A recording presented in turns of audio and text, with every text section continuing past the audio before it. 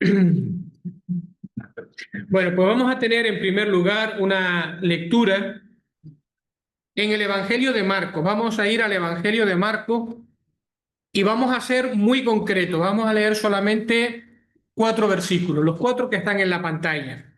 Y el por qué es simplemente porque queremos aprovechar el tiempo al máximo, hay que condensar mucho y tener tiempo para orar y tiempo también para ensayar uno de los himnos que vamos a cantar el próximo, este sábado no, el siguiente, en el culto de bautismo.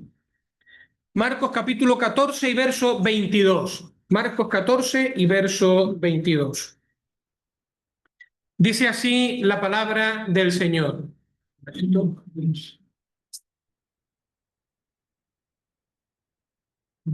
Ahí.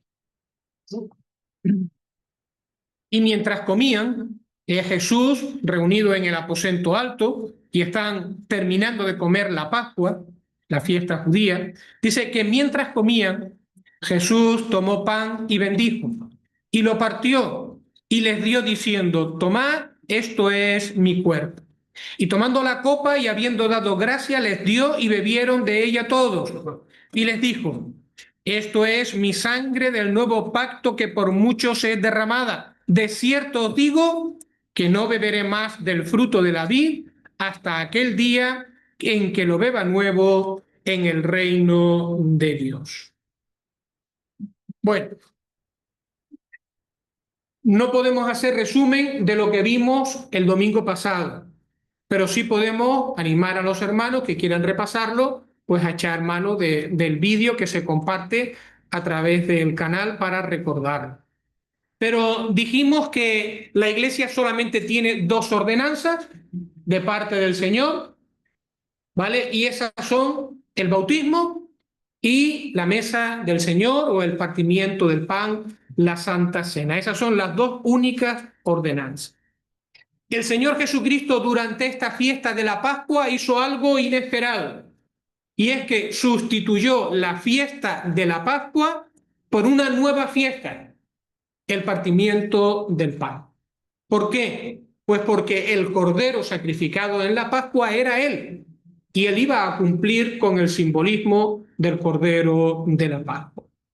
Y algo en lo cual nos detuvimos también el pasado domingo es en la sencillez de la celebración, en la sencillez de la fiesta, cómo se tiene que celebrar, que contrasta con toda la pompa, el boato y todas las cosas que se le han ido añadiendo a lo que tiene que ser una reunión sencilla, presidida siempre por el Señor.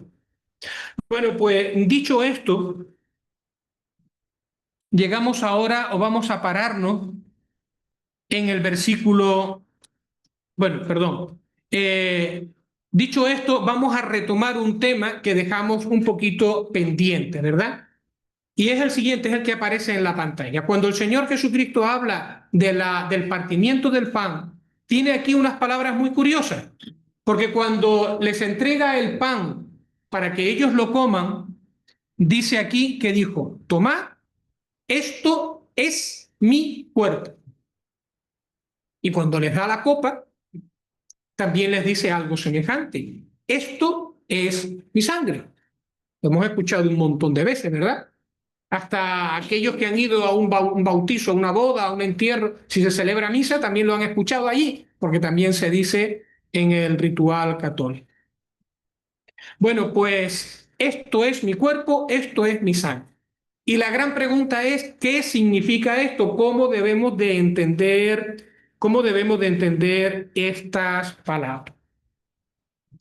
Y decíamos el domingo de una manera muy somera, muy rápida, que dentro de la cristiandad se le han dado pues 4 respuestas a cómo hay que entenderla.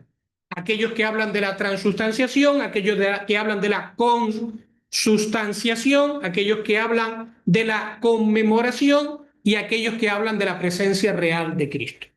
Vale, ahora vamos a pararnos un poquito en explicar estas palabras que son un poquito, no sé, a lo mejor se nos escapan un poquito a cada uno de nosotros. En primer lugar está la transustanciación. Y esta es la manera que entiende la Iglesia Católica y las iglesias tradicionales que se llaman ortodoxas, esa que está en Rusia, esa que está en Ucrania, que está en Grecia, que está en Siria, que está, bueno, pues extendida sobre todo en parte de Europa y el Oriente.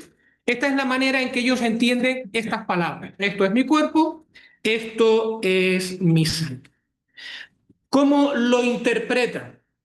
Bueno, pues como ven ahí, no sé si se verá bien, ellos interpretan que consecuencia de la oración del sacerdote, el pan se convierte en cuerpo de Jesús y la copa, o el vino en este caso, se convierte en verdadera sangre de Jesús.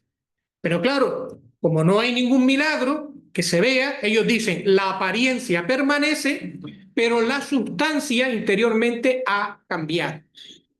¿Vale? Por eso le llaman transustanciación. El cambio se produce en la sustancia, pero no en lo que se ve.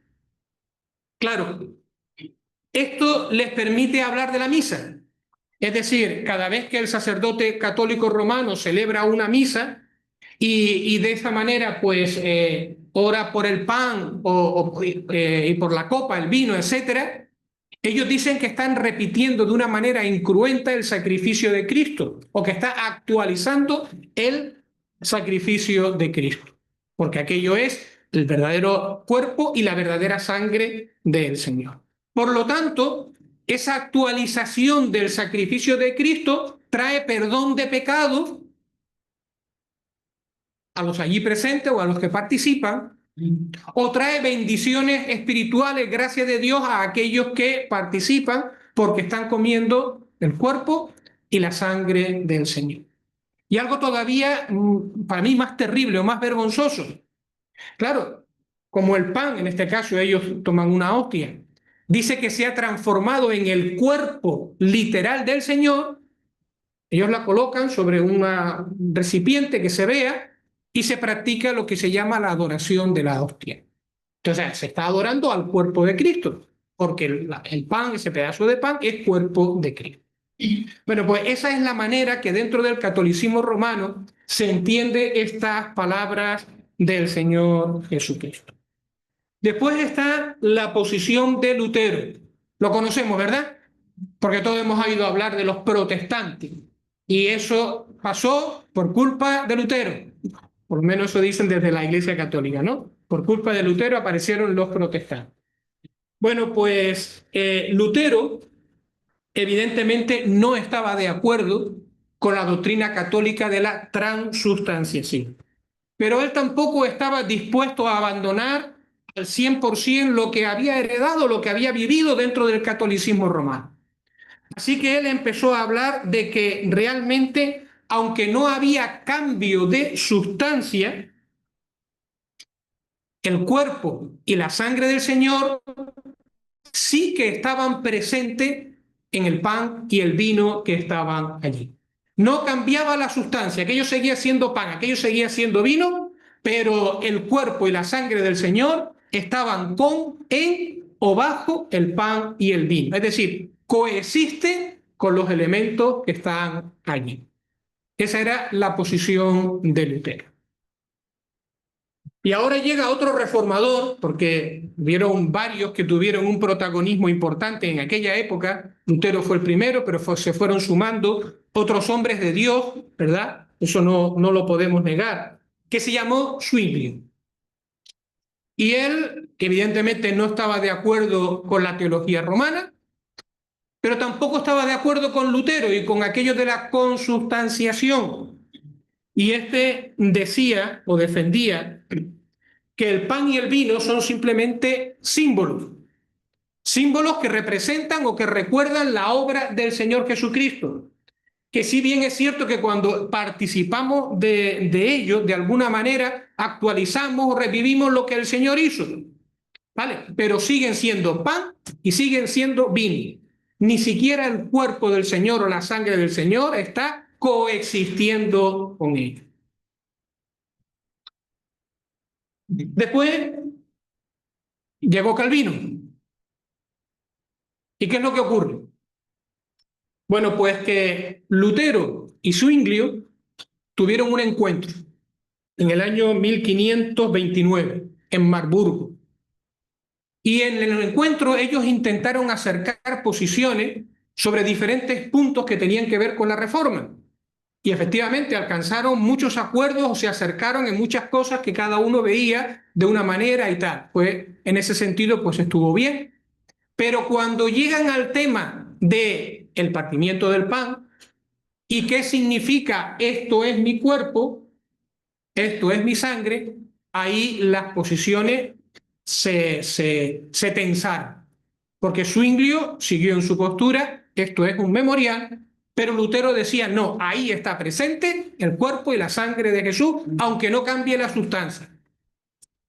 Y bueno, eso creó una separación o un conflicto entre estos dos reformadores. Y entonces llega Lutero. Y la intención de Lutero es establecer una vía intermedia, ¿vale? Entre el uno y el otro. Esta vía intermedia se conoce como la presencia real de Cristo. ¿Y qué es lo que decía Calvino?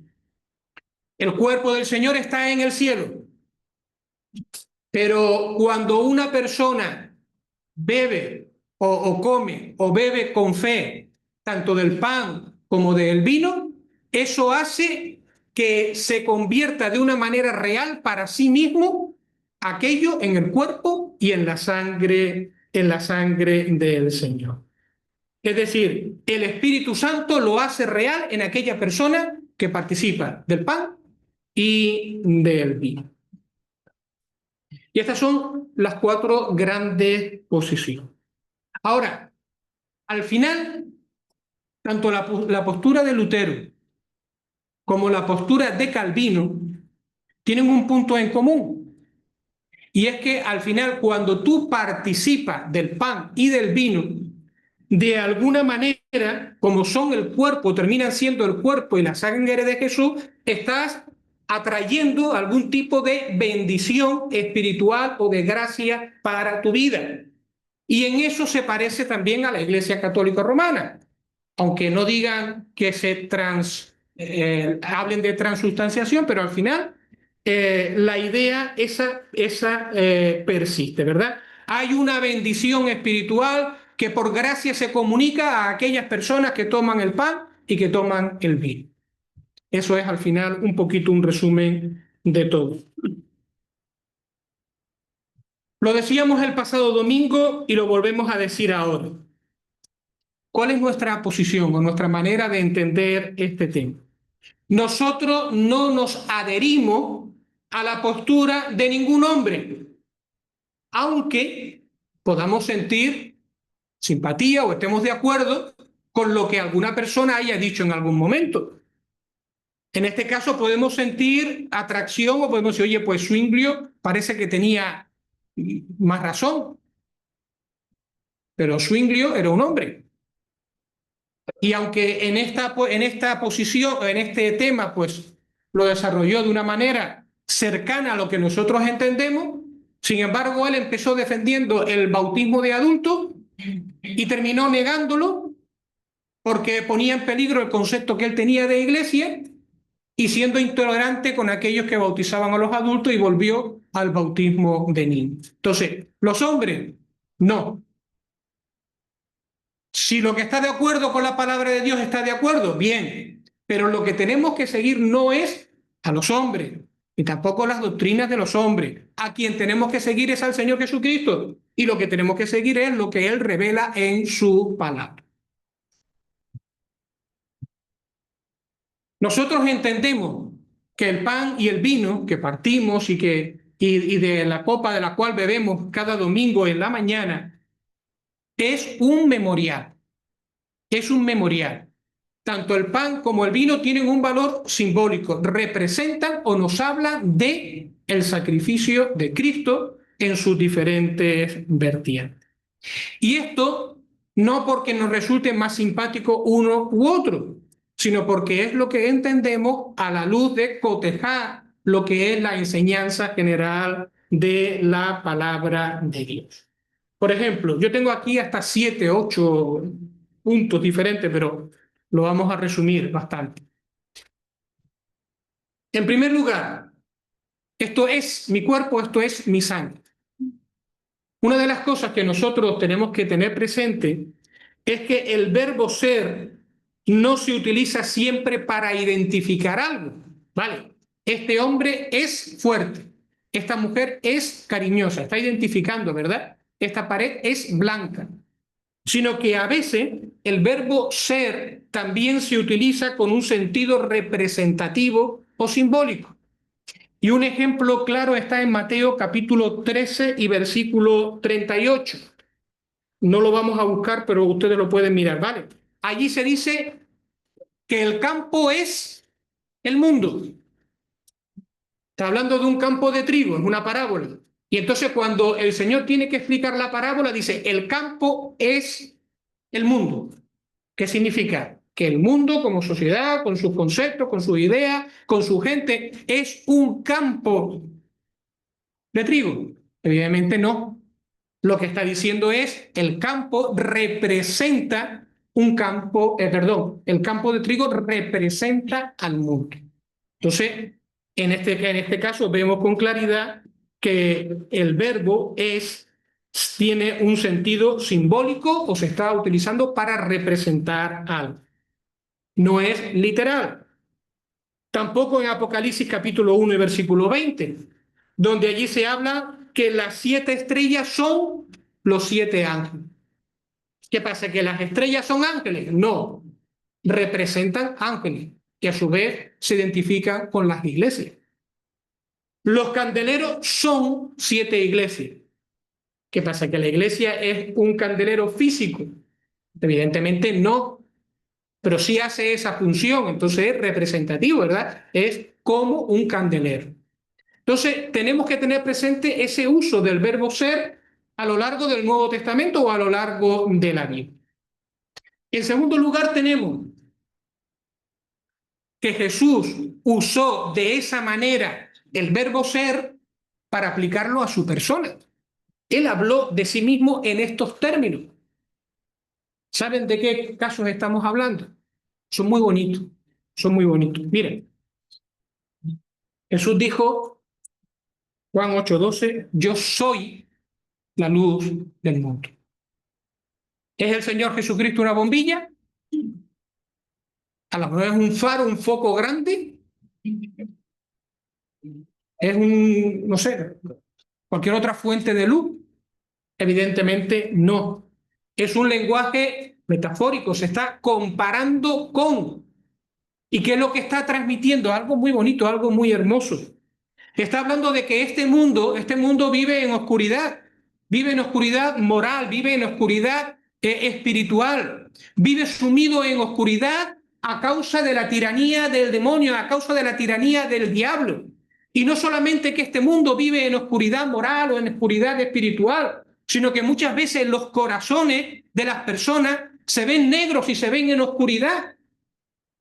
Y miramos a nosotros, dentro de nosotros mismos y también decimos, ¿cuánta oscuridad hay en mí? Y yo no quiero esto. Pero pues ahí está la respuesta. Jesús dijo, yo soy la luz del mundo. Yo soy el que puedo traer la luz a tu vida en medio de esta oscuridad, en medio de la sociedad, el que puede quitar, deshacer las tinieblas de tu corazón. Yo soy la luz del mundo, para ti y para todo aquel que quiera, porque soy dirección y porque soy aquel que te puede llevar verdaderamente a Dios. Yo soy la luz del mundo. Jesús dijo, yo soy la puerta. ¿De qué? De madera, de aluminio o de hierro forjado. Evidentemente todos entendemos que cuando Jesús dice, yo soy la puerta, no es literal, es una imagen, es un simbolismo. ¿Y qué está diciendo? Bueno, pues que en medio de todas las religiones que pretenden de alguna manera controlar a los hombres, de todas aquellas personas que pretenden controlar a las personas en medio de tanta confusión religiosa, el Señor se presenta como la puerta verdadera que lleva a las personas a Dios y que lleva a las personas al conocimiento de Dios, la puerta que trae verdadera libertad, libertad de la religión, libertad del pecado, libertad de los hombres. Él es la puerta. el que trae libertad y el que conduce a Dios. La vida está en entrar por la puerta que es Jesús. Yo soy la vid verdadera. Qué bonito, ¿verdad? Está diciendo que para crecer, de la misma forma que una fruta necesita estar colgada de la rama y recibir el alimento, también nosotros como cristianos necesitamos depender de alguien. ¿De quién? De Jesús. Somos como racimos y Él es la vid o la parra, ¿verdad? De la cual nosotros dependemos. Y en la medida que estamos en la vid, iremos recibiendo el alimento y iremos recibiendo el fruto, el alimento, la savia que necesitamos, los nutrientes para poder crecer y para poder ser como Dios quiere que nosotros seamos. Pero también es bonito, dice la vid verdadera. ¿Por qué? Porque hay muchas falsas, hay muchas imitaciones. Y hay muchas personas que te dicen, yo tengo tu respuesta o hazme caso a lo que yo digo y son malos alimentos para el cristiano y te desvían de la palabra. ¿Vale? La vid verdadera es el Señor Jesucristo y de Él solo vamos a recibir el alimento que necesitamos para nosotros. Pero bueno, el propósito, darnos cuenta de que aunque se utiliza el verbo ser, yo soy, sin embargo, no es literal, se usa de esta manera representativa.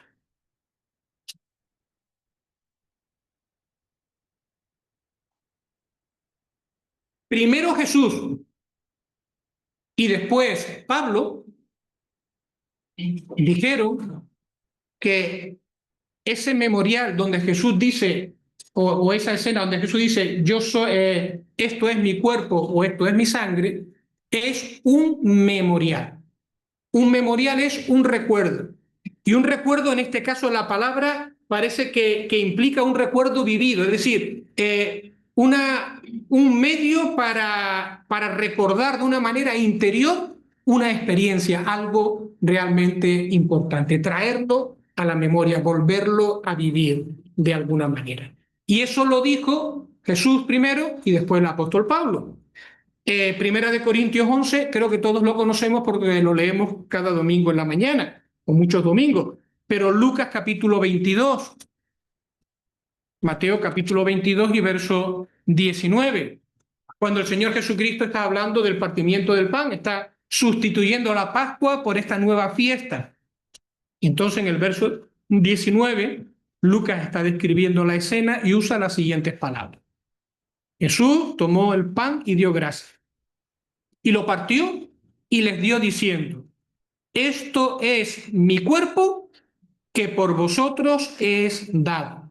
Y ahora mira, haced esto en memoria de mí, en memoria de mí. Y es el propio Señor Jesucristo el que está aplicando este sentido figurado o no literal o representativo al verbo ser, cuando dice esto es mi cuerpo. Algo más evidente, lo dijimos el pasado domingo, Jesús estaba allí. Es que Jesús estaba allí sentado. Él estaba allí con su cuerpo físico, todavía no había resucitado, o sea, con su carne y con su sangre sentado delante de ellos. Y delante de ellos, estando físicamente allí, Jesús dice, esto es mi carne y esto es mi sangre. ¿Cómo lo van a entender? Pues toda la lógica implica que lo entendían simbólicamente o que lo debieron de entender simbólicamente. Esto representa mi cuerpo y esto representa mi sangre. ¿No lo entendían del todo? Pues claro, pero ya lo entenderían. Era una representación. De hecho, y lo dijimos el pasado domingo, si yo traigo aquí una foto, te la enseño y te digo, esta es mi madre. ¿Tú qué vas a entender? ¿Que mi madre es esa señora que está aquí o es esta? ¿Quién es mi madre? Evidentemente todos entendemos que esto es una representación. Y si además yo te la doy y tú te la llevas, tú sabes que esta no es mi madre, pero te la llevas como un recuerdo. en este caso, la señora María. Yo te doy esta foto, te enseño esta foto y digo, este soy yo. ¿Y tú qué piensas? ¿Que yo me he desdoblado en dos cuerpos y estoy aquí y aquí? No, todos con el sentido común entendemos que se trata de una representación, ¿vale? Esto es mi cuerpo. Esa es la manera en la que el Señor Jesucristo está hablando aquí. Y por último, alguien decía, y creo que con buen juicio, que si de verdad hubiese un milagro por el cual el pan se convierte en cuerpo, aunque no se ve, y la copa se convierte en sangre, aunque no se ve, este sería el único milagro que hizo Jesús que no se puede verificar. Todos los milagros de Jesús se podían verificar, porque cuando le dijo al paralítico, levántate, todos lo vieron caminar. Y cuando le dijo al ciego que se lavara y que viera, aquel hombre vio realmente. Y cuando cambió el agua en vino, todos bebieron vino y no agua. Entonces sería bastante absurdo que uno que debería de tener trascendencia durante muchos siglos, porque se convierte en una ordenanza para la iglesia, para los creyentes, ese no, pero los demás sí. Evidentemente no tiene sentido. Entonces, entendemos y así participamos del pan y del vino, que son un memorial, un recuerdo, con el cual yo estoy reviviendo de alguna manera lo que significó la muerte de Jesús, la obra de Jesús y lo que es para mi vida. ¿Vale? Pero es un memorial, un recuerdo.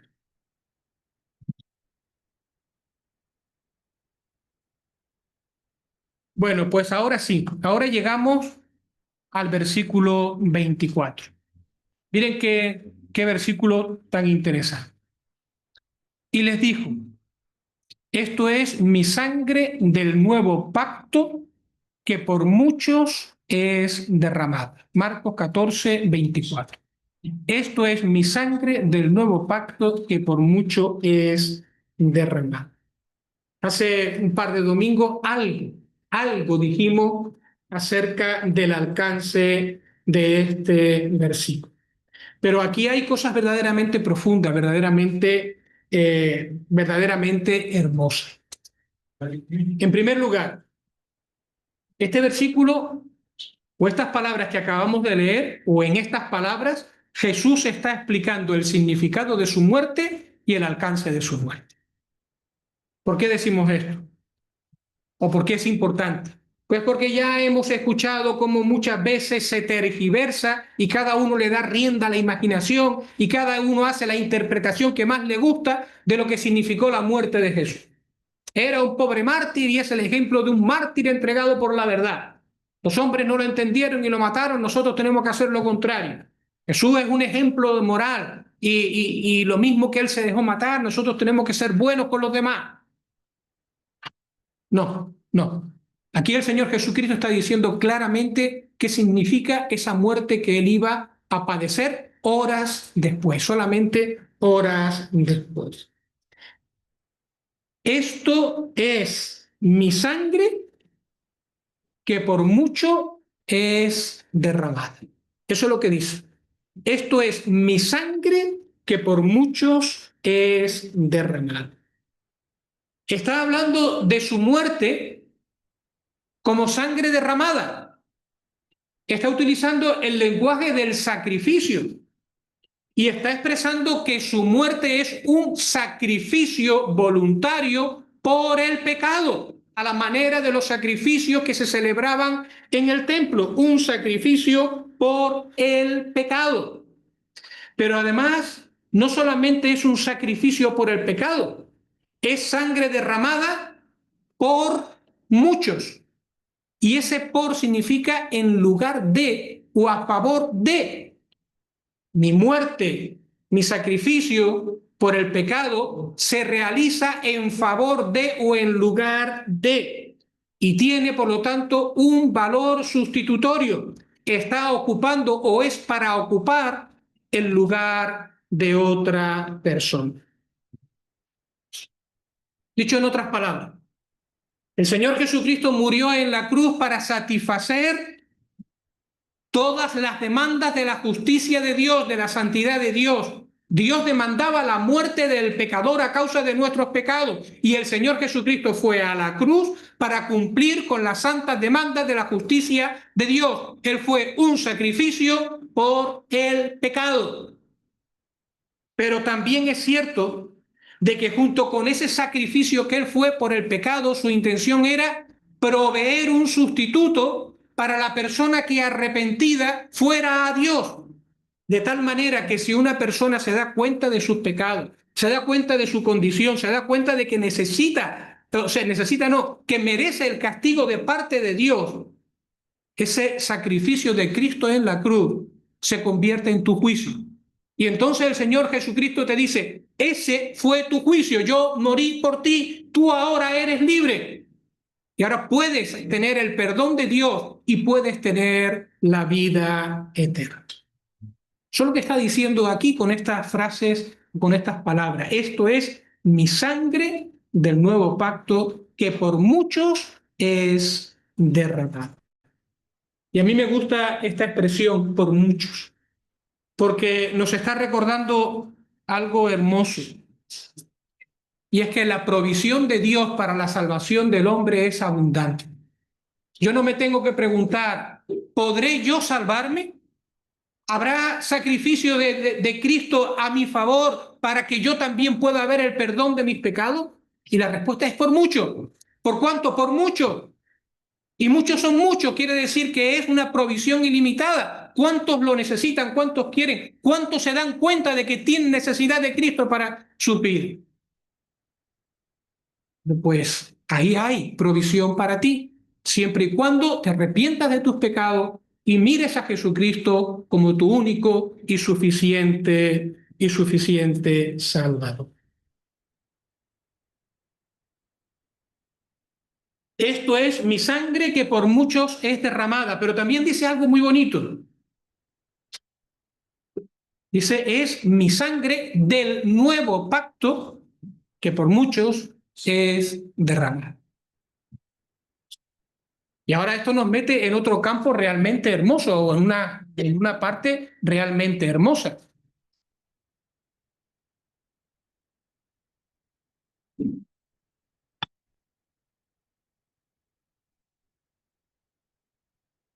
Porque nos está diciendo dos cosas. Que el sacrificio de Cristo en la cruz estaba haciendo dos cosas. No sé si será la manera correcta de hablar, pero bueno. Por un lado, era un sacrificio por el pecado, para que el pecador arrepentido tenga un sustituto ante la justicia de Dios y pueda ver realizada su salvación, el perdón y la salvación, un sacrificio por el pecado. Pero a la misma vez que era un sacrificio por el pecado, en la cruz el Señor Jesucristo estaba sellando un pacto con sangre.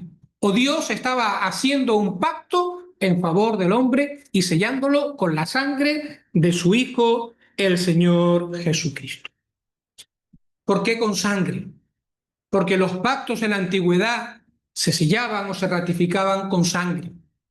No en las películas eso de que el muchacho se corta aquí y la muchacha se corta aquí, entonces ponen la sangre y no sé qué, y ya somos hermanos de sangre. No, sino que había un animal que era sacrificado y que con esa sangre se ratificaba ese pacto. ¿Vale? Entonces era necesario que si Dios iba a hacer un pacto de salvación con el hombre, ese pacto fuese ratificado con sangre. Y esa sangre fue la del Señor Jesucristo derramada en la cruz del Calvario.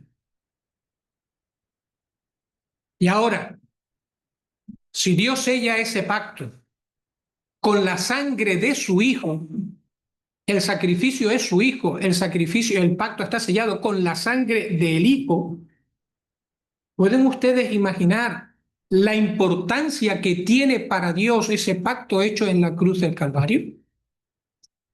¿Pueden ustedes imaginar lo efectiva, lo segura, lo definitiva, lo trascendente, lo eterna que es esa sangre con la cual ha sido sellado el pacto?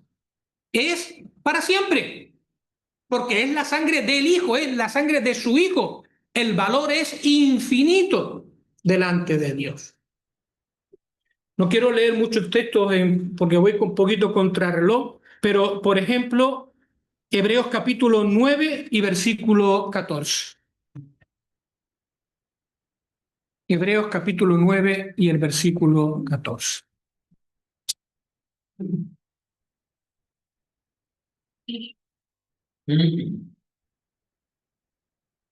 Está comparando la sangre de Jesús con la de otros sacrificios de animales, ¿vale? Y si delante de Dios se utilizaban aquellos sacrificios con un determinado valor, ahora dice, cuánto más la sangre de Cristo, el cual mediante el Espíritu Eterno se ofreció a sí mismo sin mancha a Dios, limpiará vuestras conciencias de obras muertas para que sirváis al Dios vivo. Es decir, la sangre de Cristo tiene un valor trascendental, eterno y permanente para Dios. Ahora, ¿en qué consistía este pacto? Que se selló allí en la cruz con la muerte del Señor Jesucristo. Bueno, pues este pacto consistía en que ya no era más necesario el sacrificio de animales, ni el cumplimiento de todos los sacrificios establecidos por Moisés y todas las ceremonias recogidas en el Antiguo Testamento, ya ninguna cosa de esa era más necesaria para que el hombre pudiese tener el perdón de sus pecados. El sacrificio de Cristo había cumplido de una vez y para siempre con todos esos sacrificios que habían del Antiguo Testamento y con todos los sacrificios de animales y con todas aquellas ceremonias que habían sido establecidas y practicadas desde la antigüedad. Ninguna de estas cosas sería ya más necesario.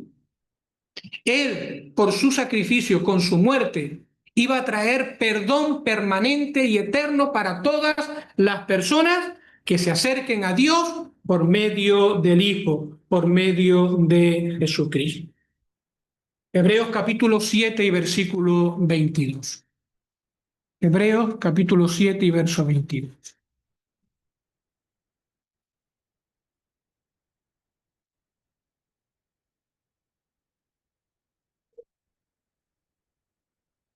Desde el 22 al 25. Por tanto, Jesús Por tanto, Jesús es hecho fiador de un mejor pacto. Atrás queda el de los animales, el antiguo pacto. Y los otros sacerdotes llegaron a ser muchos debido a que por la muerte no podían continuar, mas este, por cuanto permanece para siempre, tiene un sacerdocio inmutable, por lo cual puede también salvar perpetuamente a los que se acercan a Dios, viviendo siempre para interceder por ellos. Qué hermoso, ¿verdad? El sacrificio de Cristo había venido a sustituir todo el ritual anterior y todos aquellos animales. Ningún animal tiene que morir en sacrificio ahora, porque la muerte de Cristo ha provisto el camino y la satisfacción eterna delante de Dios. ¿Qué debe de hacer el hombre ahora? Solamente venir a Dios por medio de Jesucristo, reconociendo su pecado y reconociendo su sanidad. Reconociendo sus pecados y reconociendo el valor, ¿verdad?, de la obra del Señor. Y en este sentido, para poner en valor ese nuevo pacto que Dios ha hecho, salvación por medio de Cristo en cumplimiento de todos los sacrificios, para poner en valor ese pacto, hay una carta que es la carta de Hebreos. Y a lo largo de la carta a los hebreos y especialmente de ciertos capítulos, pues ahí se va haciendo una defensa para que tú veas que ya no hay que mirar atrás, ahora hay que mirar a Cristo, que es la provisión de Dios para el pecador, ¿vale? En el presente y también en el futuro, es decir, para nuestra vida diaria, también como cristianos. Hebreos capítulo 10 y versículo 11.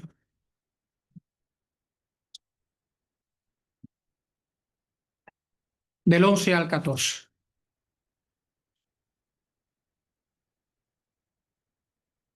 Ciertamente, todo sacerdote está día tras día ministrando y ofreciendo muchas veces los mismos sacrificios, solo lo que se hacía en el templo de Jerusalén, que nunca pueden quitar los pecados. Pero Cristo, habiendo ofrecido una vez para siempre un solo sacrificio por los pecados, se ha sentado a la diestra de Dios, de ahí en adelante esperando hasta que sus enemigos sean puestos por estrado de sus pies. Porque por una sola ofrenda hizo perfecto para siempre a los santificados. Y los santificados son aquellos que creen y que se acogen a la obra de Cristo, que vienen a Cristo y Cristo aplica su obra en favor de ellos. Esos son los santificados. Bueno, ¿le sonaba a los discípulos a extraño, a raro, a esotérico, no sé, algo así, que Jesús dijera que con su sangre se estaba sellando el nuevo pacto, un nuevo pacto, que tenía que ver con una obra del Espíritu en el corazón, que tenía que ver con un perdón permanente de los pecados? No, no, no le sonaba extraño. ¿Por qué? Porque esto ya estaba prometido desde la antigüedad. Estaba prometido en los profetas. Y de ello habló el profeta Jeremías y de ello también habló el profeta Zacarías. Perdón, a ver, Jeremías y Ezequiel. ¿Vale? Es que estaba mirando aquí que me salté todas estas cosas, pero bueno, aquí. Vale. Y solamente, y para terminar, para no seguir avanzando, leemos Jeremías, ¿vale? Jeremías 31.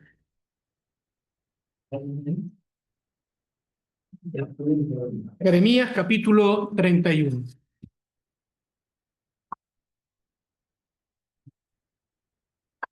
Verso 31.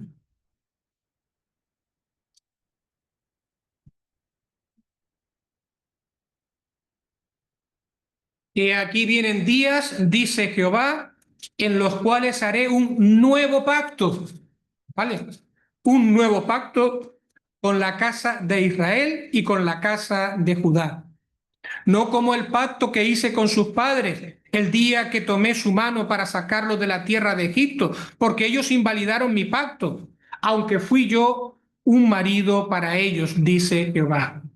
Pero este es el pacto que haré con la casa de Israel después de aquellos días, dice Jehová. Daré mi ley en su mente y la escribiré en sus corazones. Y yo seré a ellos por Dios y ellos me serán por pueblo. Y no enseñará más ninguno a su prójimo, ni ninguno a su hermano, diciendo, conoce a Jehová, porque todos me conocerán, desde el más pequeño de ellos hasta el más grande, dice Jehová, porque perdonaré la maldad de ellos y no me acordaré más de su pecado. ¿Cómo iba a ser posible esto? Porque entraría el sacrificio de Cristo, en cumplimiento de todos aquellos sacrificios pasados. Capítulo 32 y verso 37. He aquí que yo los reuniré de todas las tierras a los cuales los eché en mi furor y con mi enojo e indignación grande. Y los volveré a este lugar y los haré habitar seguramente. Y me serán por pueblo y yo seré a ellos por Dios.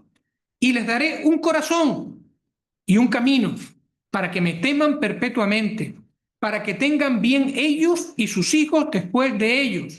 Y haré con ellos pacto eterno, que no me volveré atrás de hacerles bien, y pondré mi temor en el corazón de ellos para que no se aparten de mí. Y me alegraré con ellos haciéndoles bien, y los plantaré en esta tierra en verdad de todo mi corazón y de toda mi alma. Bueno, habría algunas cosas más que decir.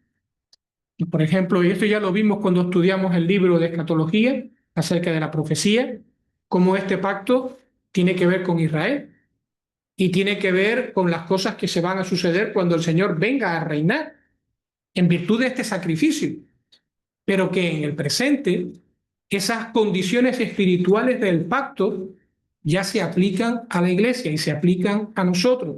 Y nosotros ya estamos disfrutando anticipadamente de lo que después un día será el cumplimiento pleno de este pacto con el pueblo de Israel. Nosotros somos hijos de Abraham por la fe, pero no somos hijos de Jacob y de las 12 tribus, ¿vale? Por lo tanto, no somos judíos cristianos. Eso es una invención, eso no existe. Ni tampoco Israel de Dios en sentido Israel cristiano o algo semejante, no. Los descendencias de Jacob y las 12 tribus son una cosa.